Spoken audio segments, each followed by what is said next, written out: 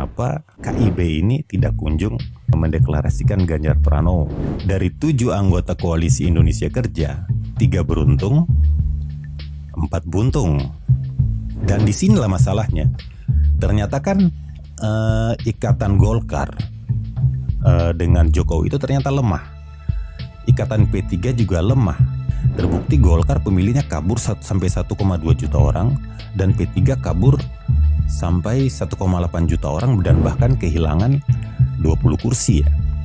Dan sementara KIB sekarang itu kan terdiri atas Golkar, P3 dan PAN. Jadi kalau salah langkah 3 partai ini bisa bahaya, bisa turun suaranya. Dan masalahnya adalah gelagat-gelagatnya ini kan sudah tidak beres sebenarnya ya. Misalnya Golkar kita tahu juga sudah mulai pecah ya, dan kemudian sudah muncul gerakan-gerakan dari para politisi Golkar. Ada yang bikin Go Anies ya, dan P3 lebih parah lagi. PAN juga begitu.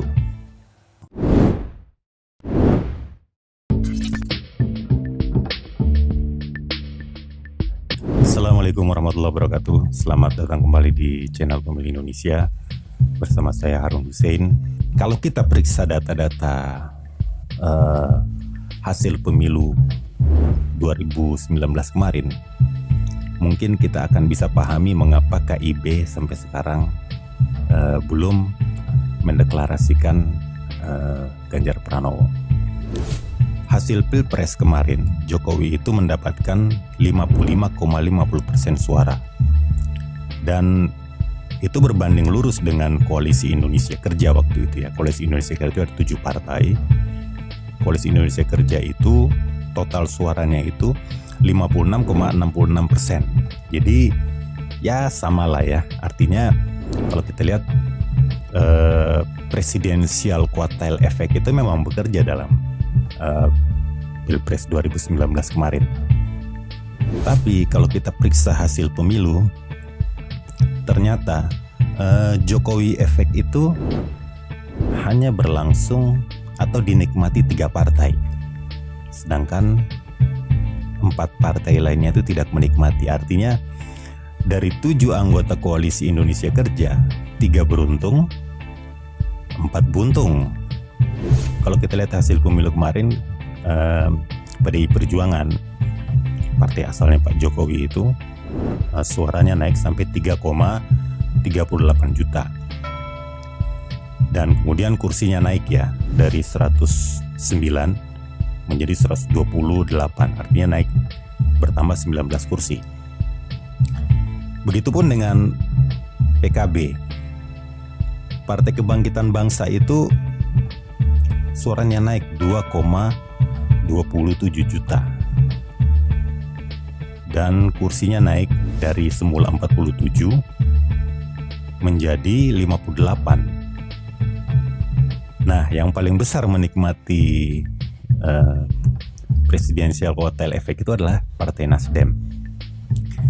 Partai Nasdem itu mendapatkan kenaikan suara sampai 4,2 juta suara. Luar biasa Nasdem. Kemudian kursinya naik dari 36 menjadi 59 atau bertambah 23 kursi. Tapi kalau 3 partai itu beruntung, ada 4 partai yang justru buntung. Artinya Jokowi efek justru negatif buat mereka. Jadi ada 4 partai yang buntung itu, yaitu Partai Golkar, P3, Hanura, dan PKPI. Partai Golkar itu suaranya turun. Jadi turun 1,19 juta. Kemudian kursinya juga turun dari 91 menjadi 85 atau hilang 6 kursi ya. Kemudian P3 itu lebih banyak lagi suaranya hilang. Suaranya turun sampai 1,82 juta. Kemudian kursinya turun dari semula 39 menjadi 19. Artinya P3 itu kehilangan 20 kursi, sangat banyak ya kehilangan kursinya dalam Pilpres kemarin itu. Sementara 2 partai lainnya ini malah bangkrut ya. Saya katakan bangkrut ya.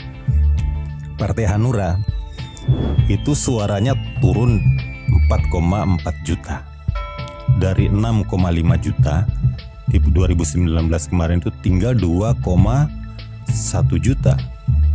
Di 4,4 juta hilang suara partai ini yang didirikan Pak Wiranto ini. Dan kemudian bukan cuma kehilangan kursi, bukan cuma kursinya berkurang, tapi kursinya hilang semua. Karena persentase suaranya kemudian cuma 1,54%. Tidak melampaui parliamentary threshold 4% ya. Partai Hanura ini tragis ya, tapi ada yang lebih tragis, yaitu PKP Indonesia. Tahun 2014 kemarin dalam Pilpres 2014 itu dia menjadi peserta pemilu tapi tidak lolos parliamentary threshold.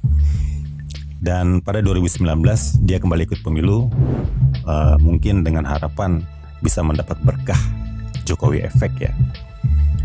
Tapi alih-alih mendapat berkah, PKP ini justru mendapat bencana. Karena suaranya hilang sampai 829.000. Jadi kalau 2014 kemarin suaranya masih 1,1 juta, dalam pemilu 2019 kemarin itu tinggal 312.000. Dia kehilangan 829.000. Jadi partai ini paling bernasib malang, dan lebih malang lagi partai ini karena kemarin PKP ini mendaftar untuk menjadi peserta pemilu 2024 ya. Tapi dia malah gagal dalam verifikasi administrasi. Jadi kita lihat dari 7 partai ini 3 yang menikmati Jokowi efek dan kemudian mendapatkan lonjakan suara, lonjakan kursi. Sedangkan tapi 4 partai justru merugi. Dan disinilah masalahnya. Ternyata kan ikatan Golkar dengan Jokowi itu ternyata lemah. Ikatan P3 juga lemah. Terbukti Golkar pemilihnya kabur sampai 1,2 juta orang dan P3 kabur sampai 1,8 juta orang dan bahkan kehilangan 20 kursi ya. Dan sementara KIB sekarang itu kan terdiri atas Golkar, P3 dan PAN. Jadi di sini jawabannya. Kalau misalnya kenapa KIB itu sampai sekarang belum mendeklarasikan Ganjar Pranowo, karena mereka khawatir dengan masa depan partainya. Ini persoalannya bisa jadi sudah menyentuh titik hidup matinya partai ya. Dan masalahnya adalah gelagat-gelagatnya ini kan sudah tidak beres sebenarnya ya. Misalnya Golkar kita tahu juga sudah mulai pecah ya. Artinya sebagian petinggi Golkar, bahkan mantan ketua umum Golkar Akbar Tanjung, Yusuf Kala itu kan ke Anies Baswedan ya. Walaupun belakangan dibantah, tapi ya tampaknya kuat sekali ke Anies Baswedan. Dan kemudian sudah muncul gerakan-gerakan dari para politisi Golkar yang lain yang bahkan ada yang bikin Go Anies ya, Sirajuddin itu, kemudian politisi senior di Senayan dulu itu politisi Golkar yang kawakan ya, misalnya Yamin Tawari yang politisi yang cukup punya pengaruh di Indonesia Timur, khususnya di Maluku ya, itu sudah mendukung Anies. Dia bahkan mendirikan relawan Bravo Anies ya. Kemudian Sirajuddin itu mendirikan Go Anies. Kemudian ada Andi Sinulinga. Jadi di Golkar ini malah konfliknya makin melebar antara para pendukung Bambang Susatyo yang dulu kalah dalam pemilihan ketua umum Golkar dengan Erlangga Hartarto. Jadi kubunya Bambang Susatyo ini sekarang berhadapan dengan kubunya Erlangga Hartarto. Jadi kalau misalnya dipaksakan Golkar mendukung Ganjar, bisa-bisa dia cuma bawa gerbong kosong juga ya. Dan P3 lebih parah lagi. P3 ini sudah banyak sekali deklarasi pengurus P3 mulai dari Aceh sampai Jogja sampai di berbagai daerah lainnya itu untuk mendukung Anies. Artinya P3 ini juga sudah mulai gembos ya. Bahkan di Aceh itu ada spanduk Anies Baswedan di DPC P3 Kota Banda Aceh. Kemudian di Medan juga begitu. Di Padang, Sumatera Barat, di DIY, di berbagai daerah yang lain itu sudah artinya masanya dan para pengurus partainya di bawah itu sudah membelot ya.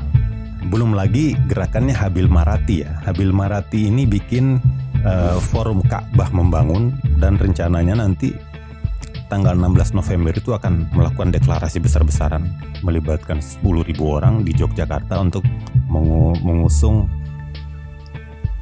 Anies Baswedan. P3 ini juga kalau misalnya dipaksakan, dia juga hanya akan membawa gerbong kosong ya, atau gerbong separuh isi lah ya. Karena di bawah itu para pengurus partai-partainya KIB itu justru berinisiatif mendirikan simpul-simpul relawan. PAN juga begitu. Di Purworejo bahkan itu ada ketua DPD PAN Purworejo, Jawa Tengah ya, siap diberi sanksi karena mendukung Anies. Ini namanya Zusron ya. Dia adalah ketua jaringan nasional relawan Anies Baswedan di Purworejo. Dan dia bilang begini, meskipun belum ada arahan mendukung siapa, tapi kalau masa hampir tiap DPD dan DPD mendukung Anies Baswedan. Para pengurus PAN di Jawa Barat, di Banten, kemudian DKI Jakarta itu juga sudah lebih ke Anies ya, sudah berpihak ke Anies Baswedan. Dan ini akan menjadi momen yang menentukan untuk PAN ya. Kita tahu kalau PAN ini juga sampai salah langkah, masanya itu sudah siap ditunggu oleh partai-partai lain ya, terutama partai umatnya Amin Rais. Kemudian yang irisannya hampir mirip juga ada Partai Gelora, itu partai-partai baru ya. Ada juga PKS yang dekat dengan PAN, kemudian partai-partai lainnya. Jadi inilah kenapa KIB itu sampai hari ini tidak mendeklarasikan Ganjar Pranowo. Karena kalau sampai mendeklarasikan Ganjar Pranowo, mencalonkan Ganjar Pranowo, apalagi di dalamnya ada PDIP, dia tidak mendapatkan Ganjar dan Jokowi efek, tapi kemudian masanya pemilihnya justru lari. Jadi akhirnya kita bisa pahami kenapa KIB sampai sekarang ini tetap menjadi koalisi Indonesia bimbang, koalisi Indonesia bingung, dan mungkin jangan-jangan nanti menjadi koalisi Indonesia bubar. Jadi ini KIB ini sebenarnya dia koalisi yang pertama terbentuk, sudah punya sasaran capres yang jelas, tapi dia tetap berada di simpang jalan karena ternyata chemistry-nya tidak nyambung. Jadi ini pilihan sulit buat KIB karena ini menyangkut hidup dan matinya. Baik, demikian dulu obrolan kita ini. Mudah-mudahan obrolan kita ini ada manfaatnya untuk memahami persoalan yang sekarang terjadi. Dan jangan lupa subscribe channel ini agar bisa terus memberikan pencerahan. Jangan lupa pula di like, share, dan komen. Sampaikan pendapat Anda di kolom komentar. Wabillahi taufiq wal hidayah. Assalamualaikum warahmatullahi wabarakatuh.